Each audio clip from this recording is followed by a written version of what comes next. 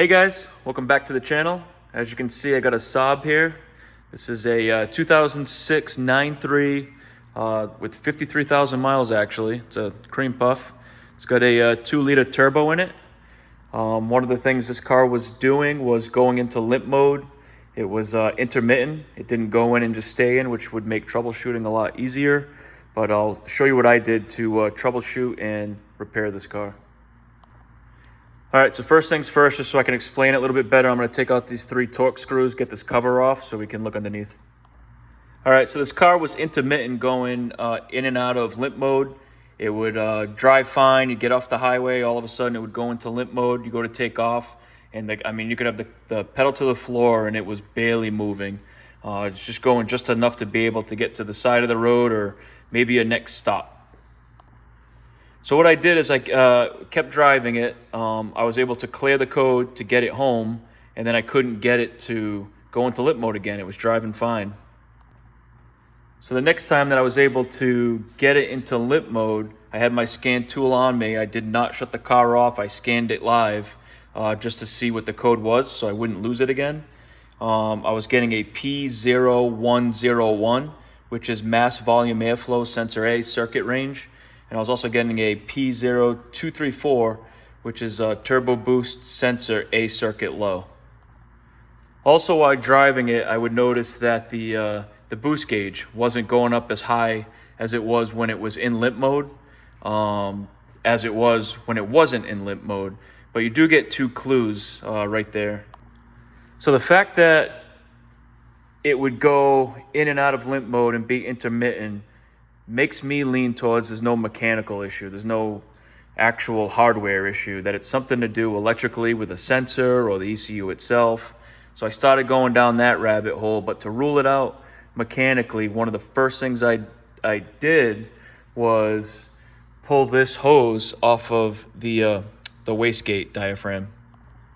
So I might be telling you stuff that you already know and you want to just get to a quick diagnosis. That'll be at the end, but just to give a quick 101 on how the turbo works, you have your turbine side, which is your hot side. Your exhaust gases push the exhaust side of the turbo. It's connected to a shaft to a compressor. That's your cold side, and that's creating discharge pressure through your intercooler and into your intake in a nutshell. And how you control the hot exhaust gas side is with this wastegate right here. It's vacuum actuated, and if that's fully open, it will not allow the turbine wheel to spin. It'll spin, but it won't spin enough to create boost. And as that closes, it sends, it'll spin the wheel, which is compressing the cold side. So on the cold side, you got a compressor wheel doing the same thing as the exhaust, except this one's producing compressed air that is being pushed through an intercooler and into your intake. And how you control that pressure is by this boost solenoid. You can see you got a little diagram right here too. So when you're looking at this, you've got a turbo bypass control valve, and then you have your boost pressure control valve and your wastegate on your turbo. So your turbo bypass control valve, just imagine that it's actually on the turbo, it's a diaphragm, but imagine that you have a valve right here, a 3-way valve, and you have your throttle body wide open, you got it floored, then all of a sudden you close it. So you built all this pressure, and now all this pressure is at this throttle body. It needs to escape. So a valve opens up to release that air. So in the cars where you hear that whoosh, that's what they're doing. They put a turbo bypass valve that's open to atmosphere. So this car's set up to be quiet. It's a Saab, it's supposed to be sporty, but I guess luxury at the same time. The diaphragm for the wastegate, for the bypass valve, is actually on the turbo itself. It's a 3-bolt flange, which I'll show you in a minute when I get the car up in the air. But without it getting too confusing, we'll just stick with the exhaust side first. So here's your wastegate. What I did was, you have a reference to your turbo on the back side down here where my finger is wiggling that hose. That goes right to the discharge side of that turbo. That's what supplies air pressure on top of this diaphragm that pushes that rod open or closed. So what I did was I yanked that hose off. I started the car up, put my thumb on the end of that hose, and I could feel pressure. So I can tell right away that the turbo is actually turning, and it's actually building boost, just at an idle, just enough to have a sanity check that that wheel isn't seized, the turbo is not seized. So what happens with these turbos, if they're really worn or they lack oil, it'll open up the seals between the turbine side and the oil, and allow oil to go into your exhaust, and you'll see smoke coming out of the tailpipe. That's a dead giveaway, your turbo's shot. Another thing, you could lose oil and the turbo will seize. So that's why one of the first things I did after seeing those codes that I was having and seeing low boost was check to make sure that the wheel's actually turning. Again, it's intermittent, so I cycle the car, it started up, and if it doesn't go into limp mode right away, I'm actually driving, making full boost, and the car's running really good. So I'm still leaning towards electrical, but I wanted to rule out the mechanical side.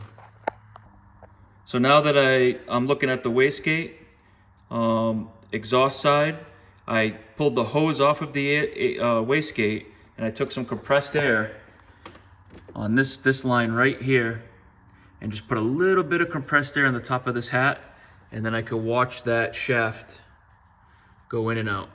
That shaft's moving back and forth. It's just moving a flapper on that wastegate that's open to the exhaust. So when it's fully shut, it's building up as much wheel speed as it can, and when it opens up, the exhaust is bypassing and just going right out the tailpipe, not spinning the wheel. So that's how that side's working. Now, another issue with that code could be loose hoses. So your intake hoses, this goes down to your intercooler, and then you got your intercooler, which could have a crack in it, and then you have your hose on this side that goes to your discharge of your turbo. Again, it's intermittent. There's no way that a hose blew off and it's working now and then not working later. But it's something to think of if you get that code and the car's going in limp mode and falling on its face, to check these hoses, check for cracks, and check to make sure all the hose clamps are tight, because that will throw that code and that will put this into limp mode. So I didn't have that issue. So my charge pipe, which is cold air compressor air, everything looked good mechanically. And then I ended up putting the car up in the air. There's a 3-bolt diaphragm underneath, which is your turbo bypass control valve. That looked good. I pulled it off. The diaphragm looked good. Again, if the diaphragm's shot, it's going to do it every time. It's not going to be intermittent. All right, so mechanically, we're looking good. We know it's the wheel's turning. All the charge pipes look good. Again, the clue of intermittent, going into limp mode, coming out of limp mode, thinking it's a sensor. I started looking at what can I actually look at. You know, what's the next thing. So I honed in on the turbo bypass control valve first, and for no rhyme or reason, if that bypass valve is open on that cold side, you're not building up boost, and it's not going to match the volume of air going in. That's going to throw that code. So I started digging into that. Like I said, that control valve sends vacuum to the control valve, which is a diaphragm. It's a 3-bolt diaphragm bolted onto the side of the cold side of the turbo. But what's not adding up, not making sense, is when you have it floored and you're in limp mode, I never heard the turbo whooshing. You'd hear a whooshing sound. All that compressor air is just being bypassed. It's not being used. And I wasn't hearing that, and I didn't hear it either while I was driving it. Again, if it's a diaphragm lets go, it has a crack in it, it's not going to fix itself. It's not going to repair itself. So the next thing I looked at was the, where are we? Boost pressure control valve. And that's your wastegate. So that's your exhaust side. Like I said, a flapper. It's called a wastegate because it's exactly what it's doing. It's a gate valve that's either wasting the exhaust or using the exhaust. And if it's open, bypassing that exhaust around that wheel, it's not going to work. It's not doing any work, rather, and it's not turning the compressor side, so you're not going to build up boost. So I really started honing in on this wastegate. Like I said, I pulled that line off, made sure the wastegate was stroking to make sure this diaphragm wasn't bad inside. It wasn't. It was stroking, and you could probably tell because this is newer. That ended up being the culprit. The the boost pressure control valve was bad. I ended up pulling it off. I bench tested, it clicked. I blew into it, added power, it clicked. It felt like it opened, but there was nothing else that was really making any sense. There's a local Saab, old school Saab. I want to say a dealer, but it's just he just specializes in Saabs. I went over and talked to him because I was thinking about the map sensor, and he was leaning also into this guy right here. So it's an OEM part. I put that in, and the second I took it for a ride, when it wasn't in limp mode and I thought it was driving good, it was still lagging. This wasn't fully opening, applying full compressor discharge pressure to that wastegate and fully opening it, or fully closing it rather, so that the turbo could make max boost. So I know this sounded probably pretty confusing, and maybe I did a terrible job explaining it, but at the end of the day, if it's in limp mode, you're getting a P010, and it's falling on its face, that turbo gauge is moving but not making full boost, I would hone on this guy right here if you're not hearing a whoosh sound. When it comes to turbos, they are a little more complicated just because of all the auxiliaries. There is a lot. You have your exhaust side, then you have your cold side, compressor side rather. There's just a lot going on. There's a lot that has to work for everything to work together. But yeah, hopefully that wasn't too confusing. You could bash me in the comments if you want. I hope this video helped you. If it does, think about liking and subscribing. It helped me out tremendously, and I'll see you in the next one.